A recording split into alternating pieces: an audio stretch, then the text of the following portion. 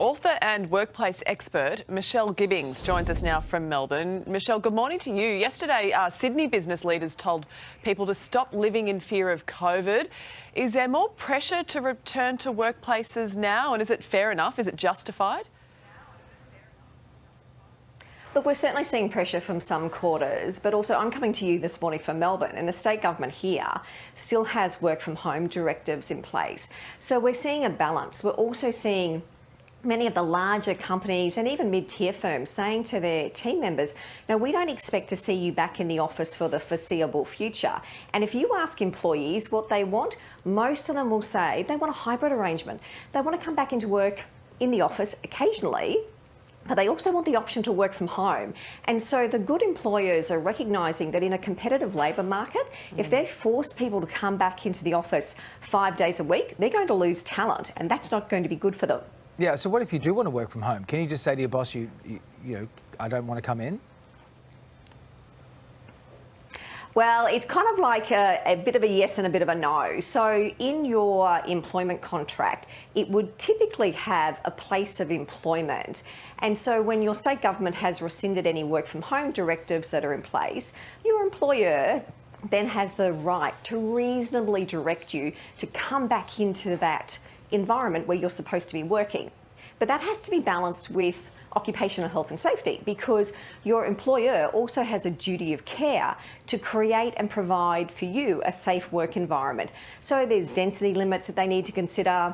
There's all the COVID safe work plans that they need to have in place. So where the rub is, if you have underlying health conditions, if you have caring responsibilities, if there are complications which mean coming back to work is going to be really challenging for you on a health front, all of that needs to be taken into consideration. So the good employers, they're going to sit down and they'll have conversations with their teams to work out what's the balance, what works for you, what works for us. OK, we now know that rapid tests are going to be tax deductible for workers. Do you see that driving a lot of people back into the office?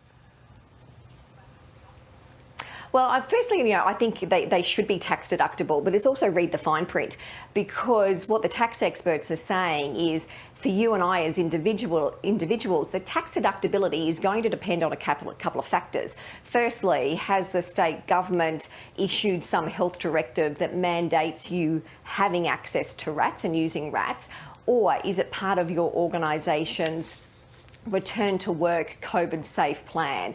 I don't think that's going to be the deciding factor for whether people are coming back into the office. The employers, they're going to sit down, they'll have conversations with their teams and also work out what's worked through work from home, what hasn't worked, because what we've seen over the last couple of years is work from home in many situations has worked really well, but there's also things that we've really dearly missed from being back at work, connecting with our colleagues. Now, kids are testing twice a week for school, so if they test positive, entire families will have to isolate. So what should you do if you run out of sick leave? I think the key thing, if you've got school-age children, it's not a if this is going to happen, it's a when it's going to happen.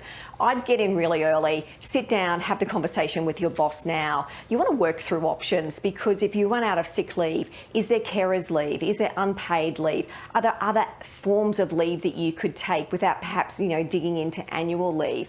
Are there options for you to work from home or do some type of different work that enables you to continue working in some way? So if you have the conversation now, you've worked through a plan and you understand what those options are, rather than trying to scramble at the last minute. So get in early and have the conversation. So many significant changes right across the landscape, aren't there? Michelle Gibbings, we appreciate your time this morning. Thank you.